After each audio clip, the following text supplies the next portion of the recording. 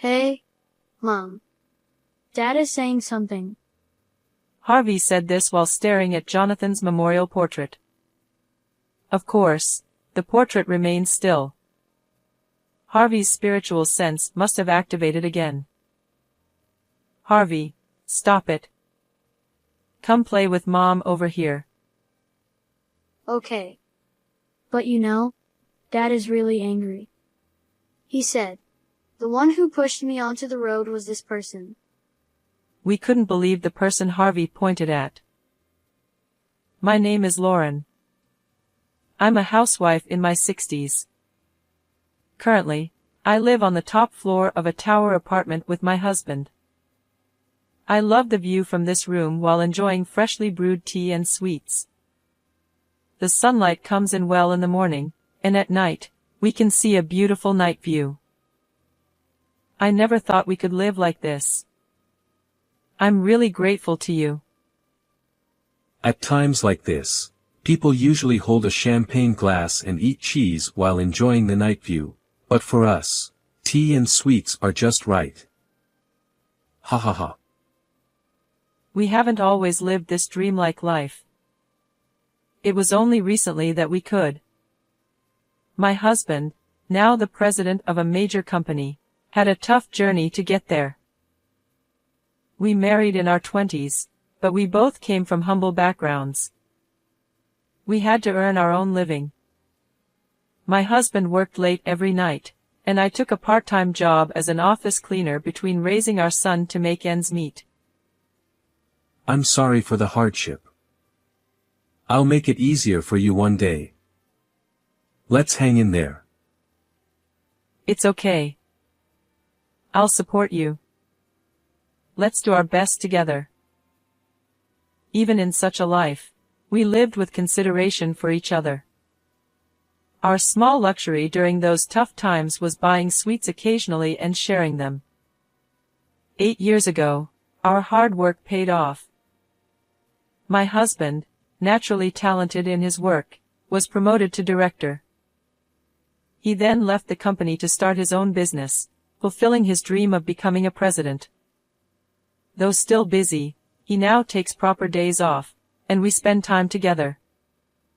Our relationship remains good. Lately, my husband has talked about a successor. Considering his age, he hopes to pass the company to our only son in the future. One day, while I was washing dishes, my phone rang. Wiping my hands quickly, I answered and saw my son's name displayed. Hello? Mom, it's been a while. How are you? Thanks to you, I'm well. It's rare for you to call. Actually, I have someone I want to marry. Can I bring her to meet you? The little boy I once knew was now grown up, ready to start a family. It was good news, and I felt relieved. Congratulations. Of course, you can. I'm looking forward to it. The day my son brought his fiancée, I was nervous, unable to calm down. What should I wear?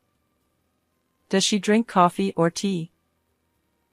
My husband laughed and tried to calm me down. Calm down. As I hurried with the preparations, the doorbell rang. I'm home. Soon, my son and his fiancée entered the house. Nice to meet you. I'm Mia. This is a small gift for you. Mia handed us a paper bag with famous confectionaries. Oh, thank you. Let's enjoy them together. This tea will go well with these sweets, I said, making tea while talking to myself. Mia seemed like a graceful woman, with an elegant way of speaking and manners. She worked for a major company and planned to continue working after marriage to share the burden. Jonathan, she's a wonderful person. Please, stop, Harry. Dad, Mom. Next time, please meet Mia's family too. Yes. Mia, please take care of him." We happily blessed their marriage, and they were full of joy. From there, things moved quickly with family meetings and the wedding. Mia had a family of 4, her parents and a sister. Just as Mia's elegant demeanor suggested, they were a well-established and respectable family, having run a business for years. Her sister was also a career woman. "I'm so happy my sister found a great person. I want a happy family too, though work is my current boyfriend." Mia's family was easy to talk to, and I felt we would become good in-laws. Following her parents' wish to celebrate their eldest daughter's special day grandly, the wedding had 300 guests. Though it was costly, we wanted to celebrate our son just as much and agreed with their plan. Surrounded by many relatives and friends, Jonathan and Mia's faces were filled with joy. "Thanks to you, I became a mother-in-law, and now I want to be a grandmother too." "Mom, we just got married. It's too soon for that." Thinking about the grandchildren we might have someday, I was excited. 2 years later, Jonathan and Mia had a child, and they named him Harvey. He was our first grandchild and was very precious to us. "Harvey, it's Grandpa." "Harvey, it's your Auntie Natalie." Harvey was like an idol to everyone. His presence alone brightened up the surroundings. During summer vacations and New Year's, Jonathan and Mia often brought Harvey to visit Mia's family and us. Spending time with Harvey and playing with him became something I looked forward to. Harvey grew up in a warm and loving environment. However, when Harvey turned 3, he suddenly started saying, "What's wrong? Why are you leaving?" "Harvey, there's no one there. Come back here." Harvey would walk to the empty balcony and talk to someone. I brought him back, puzzled by his actions. I asked Mia about it. "Hey, does this happen often? You know, seeing things that aren't there?" "Yes, it's been happening more lately." I was worried and took him to the hospital, but the doctors said there's nothing wrong. I've heard that kids with strong spiritual sensitivity might act like this. We just have to keep an eye on him. Harvey was very dear to us, but his strange behavior made me uneasy. Little did I know that Harvey's mysterious ability would later lead to a certain incident. Some time later, one night, "Lauren, something terrible has happened." He shook me awake in the middle of the night, and I groggily sat up. "What is it? What's wrong at this hour?"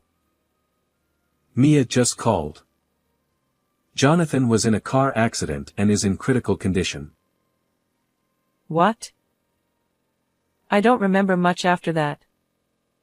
Somehow, I found myself at the hospital, rushing to Jonathan's room. But Jonathan had already passed away. "Jonathan, don't leave Harvey and me. Please." My husband and I stood there in shock, unable to believe what was happening. Mia hugged Harvey and held Jonathan's hand, crying. After a while, the reality of the situation hit me, and an overwhelming sadness struck me. "No way. Jonathan. Please open your eyes. Jonathan." I cried in my husband's arms until my tears dried up. He too cried out loud like I had never seen before. Since then, I couldn't do anything and stayed home all the time.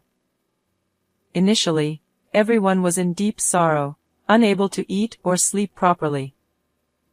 But as sad as it is, time passed, and people around me gradually began to recover. However, my heart remained hollow. My husband tried to take me for walks, and Mia and Harvey visited to check on me, but I couldn't move forward. Time just passed, leaving me behind. and before I knew it, we had reached Jonathan's first death anniversary. Time flies so fast, doesn't it? It feels like just a moment ago, Jonathan was here, looking so happy. The memorial service concluded without any issues, and I, who had been staying indoors most of the time, got a chance to talk to Mia's parents and Natalie, whom I hadn't seen for a while. It must have been really tough losing such a wonderful young man. But I'm sure he's watching over us from above. Maybe so. He was such a bright child. If there's anything we can do, please don't hesitate to let us know. Thank you.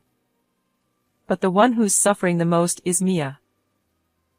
Mia looked at Jonathan's portrait. No, but the time Jonathan, Harvey, and I spent together was really wonderful.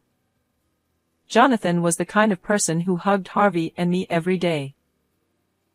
He really was a wonderful person, wasn't he? You're lucky to have been loved so much, sis. It might have been the first time since the wedding that everyone smiled so broadly. In the peaceful atmosphere, my heart started to feel a little lighter. Then, Harvey began to act strangely. He would stare intently at Jonathan's portrait, then look around restlessly. Yeah. Harvey was muttering something to himself. Harvey? Hey, Mom. Dad is saying something. Harvey said this while looking at the portrait. Of course, the portrait of Jonathan remained still. I thought it was just Harvey's sixth sense acting up again. Harvey, stop it. Why don't you come over here and play with Mommy? Yeah, but Dad is really angry. Angry? Jonathan is angry? Harvey, what is Dad angry about? Then, Harvey suddenly stood up and walked toward someone. In that moment, unbelievable words came out of his mouth. He says it was this person who pushed him into the road. We couldn't believe our eyes when we saw who Harvey was pointing at. What? It was Mia's younger sister, Natalie. Wait, stop joking around. Harvey, what are you saying? Come on, let's go play somewhere else. No, I won't. Dad says I shouldn't go near Natalie. He says she's the one who did it. Harvey spoke clearly and with a firm tone. The peaceful atmosphere was shattered, and everyone's eyes turned toward Natalie. Natalie, what is going on? Please stop. Harvey, you mustn't joke like that. Everyone, it's just a child's words, don't believe him, okay? I don't feel well, I'm leaving. Unable to bear the situation, Natalie hastily ran away. Natalie, wait. What is this about? Unable to understand what was happening, everyone there chased after Natalie. We spent hours looking for Natalie, but couldn't find her. We searched the nearby park, around her house, and called her phone multiple times, but there was no answer. By late afternoon, we saw a small crowd gathering by the riverbank. In the midst of the crowd was Natalie. Stop, please. Let go of me. As we approached, we saw several police officers surrounding Natalie. One of the officers noticed us and jogged over. Excuse me, that's my sister. What's going on? We're arresting Natalie on suspicion of murder. What exclamation question mark? Jonathan's death, which had been ruled a traffic accident, had always had some suspicious points, and the police had been investigating. The accident occurred late at night with few witnesses, but discrepancies in the driver's account and dashcam analysis raised questions. Under the surface, the police had been treating Jonathan's accident as a potential crime, and now, they had arrested Natalie as the suspect. The police had been monitoring her for a while. I didn't do it. Let me go. Struggling as she was taken away by the police, her parents could do nothing but watch.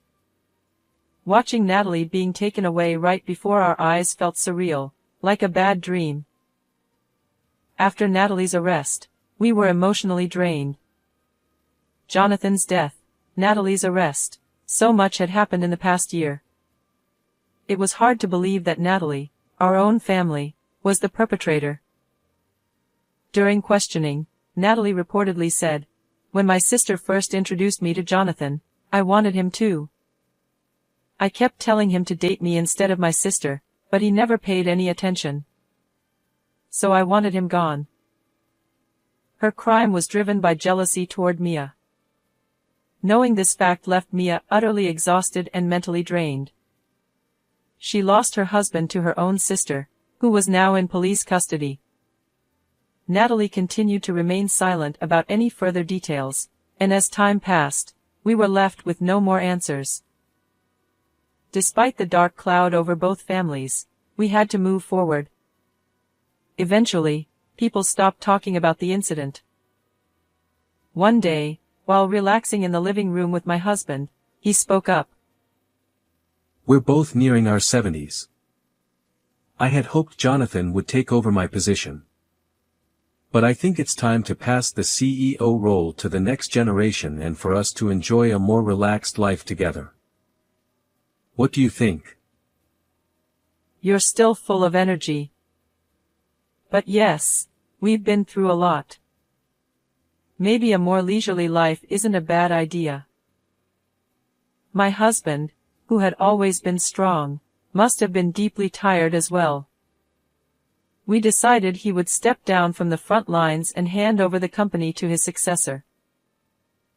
A year later, Harry, I will do my best from today. Yes, Mia. Please take care of everything. That's right. Mia had taken over the position of CEO. To mark this transition, my husband and I, along with Mia and Harvey, started living together. Lauren, thank you so much for taking care of Harvey. It's a huge help. It's fine. You'll be busy with the company now, right? We're happy to spend time with Harvey, so rely on us as much as you need. Thank you. With Jonathan's death and Natalie's arrest, Mia was plagued by guilt and always wanted to help us. When she heard about my husband's retirement, she volunteered to become CEO. Although there were objections from within the company, my husband's strong recommendation secured Mia's position. Mia worked tirelessly every day, while my husband and I took care of Harvey. It was like a second round of parenting for us.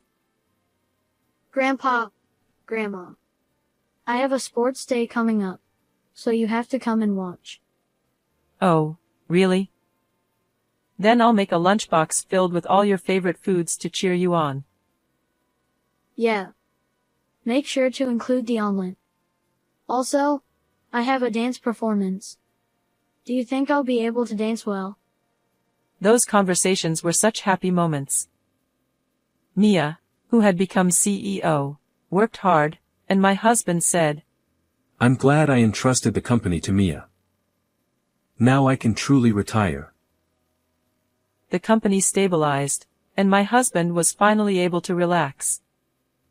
However, this happiness didn't last long. Mia started coming home late every night, spending her weekends out, and we barely saw her. We told her we wished she would stay home more often, but Mia always refused. I'm sorry, I have a client meeting, so I'll be late. I have a business trip, so please take care of Harvey for 3 days. She left Harvey with us and never spent time with him. She often came home drunk. Mia, you're drinking too much.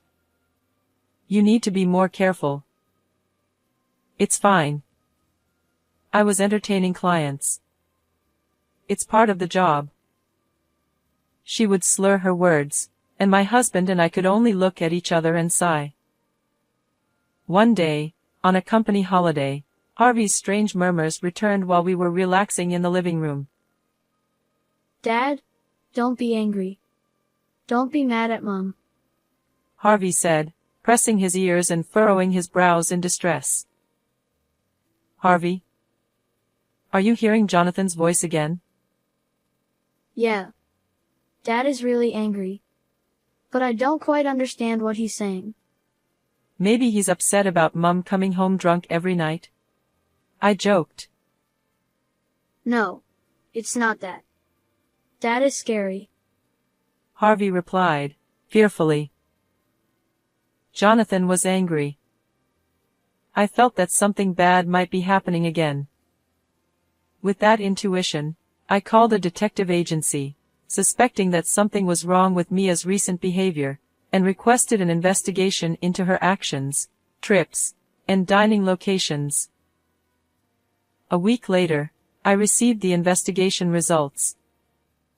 The findings were shocking. Mia wasn't doing her job as president, she was embezzling company funds for her affairs.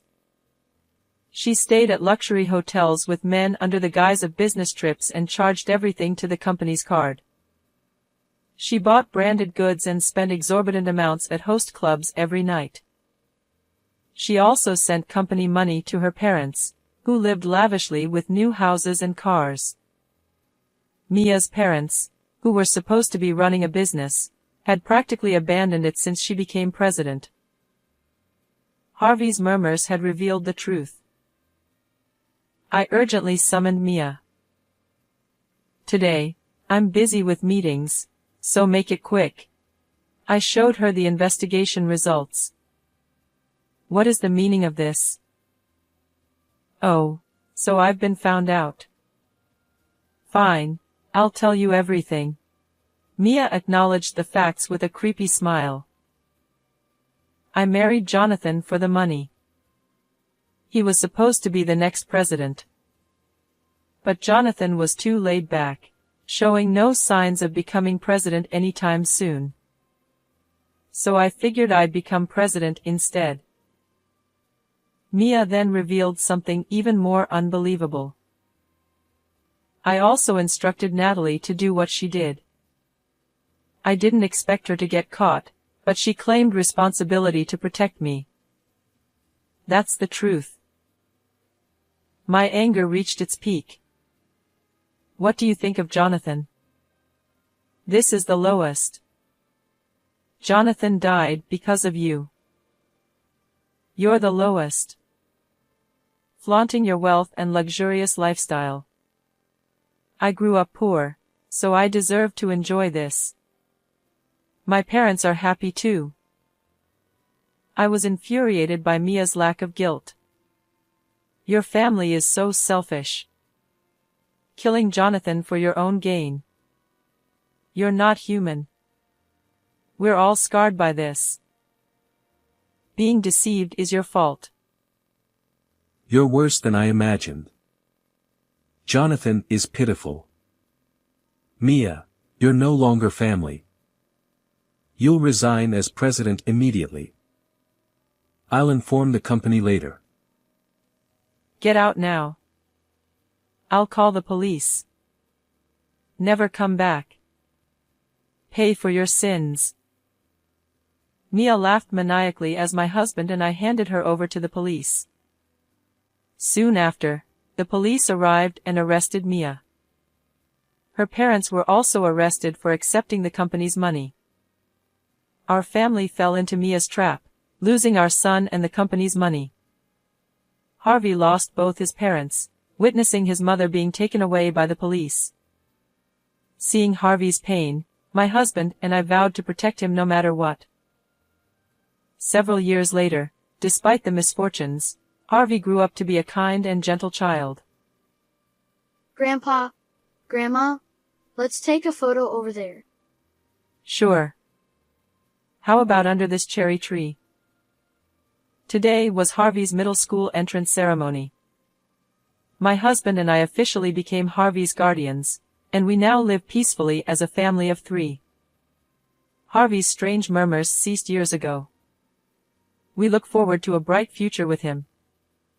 If anything happens, I hope he murmurs again, so we can ensure our happiness together. How did you like this story? Don't forget to subscribe to our channel. See you in the next video.